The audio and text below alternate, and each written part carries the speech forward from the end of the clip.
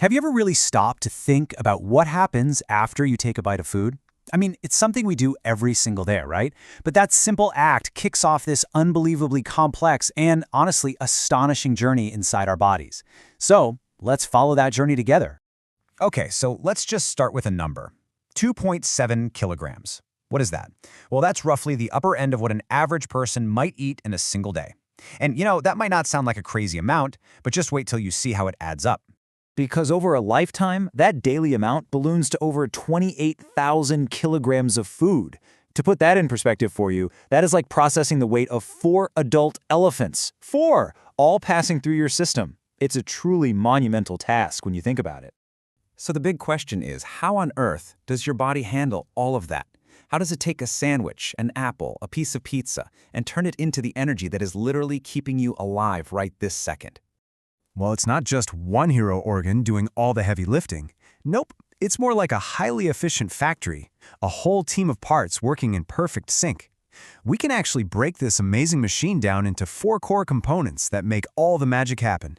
So first, you've got the main highway, the gastrointestinal tract, or GI tract. It's this winding 9-meter-long channel.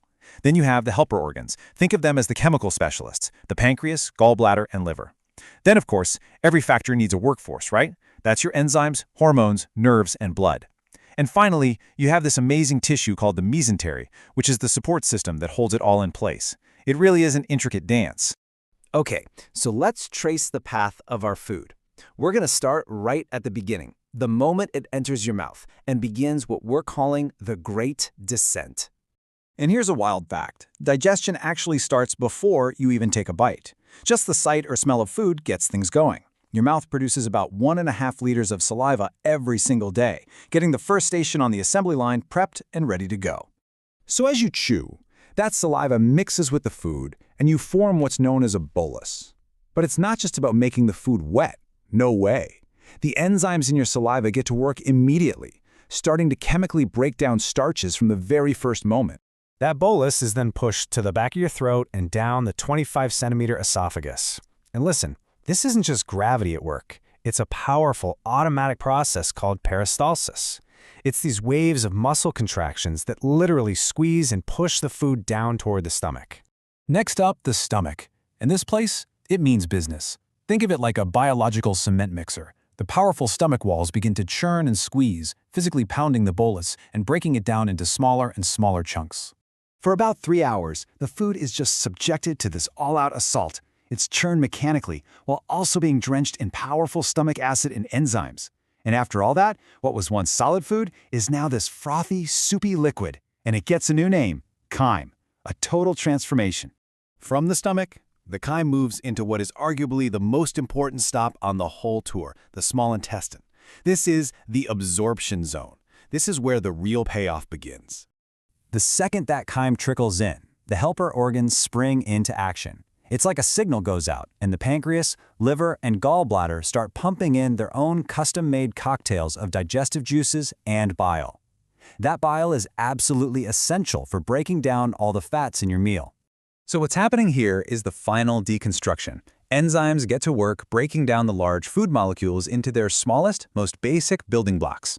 Fats are turned into fatty acids and glycerol, proteins become amino acids, and carbohydrates become simple glucose. These are the tiny nutrient packages your body can actually absorb and use. Now, in order to absorb all of those nutrients efficiently, you need a massive amount of surface area, and the small intestine provides it in a big way. If you could somehow take it out and lay it flat, it would cover 30 to 40 square meters. That's about half the size of a badminton court packed inside your abdomen. So how on earth does it do that? How do you create so much surface area in such a small space? Well, the inside is lined with millions, literally millions, of these tiny finger-like projections called villi. Each one acts like a tiny absorption machine, grabbing onto those vital nutrients and pulling them into your bloodstream. It is efficiency on a microscopic scale. But wait, the journey's not quite over.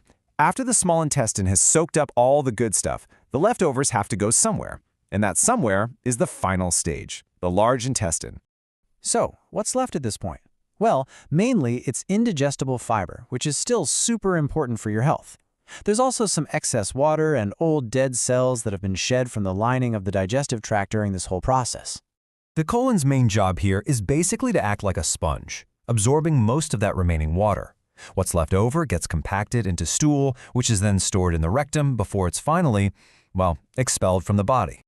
So, to put this entire epic journey on a timeline, we're talking about maybe 10 seconds down the esophagus, about 3 hours in the stomach, maybe another 6 hours working through the small intestine, and the whole trip from start to finish takes somewhere between 30 and 40 hours. Just think about that for a second. Every single time you eat, you kick off this perfectly choreographed 40-hour process, and you don't even give it a second thought. It's not just amazing, it's a powerful reminder of the complex, efficient, and resilient machine that you're living in right now.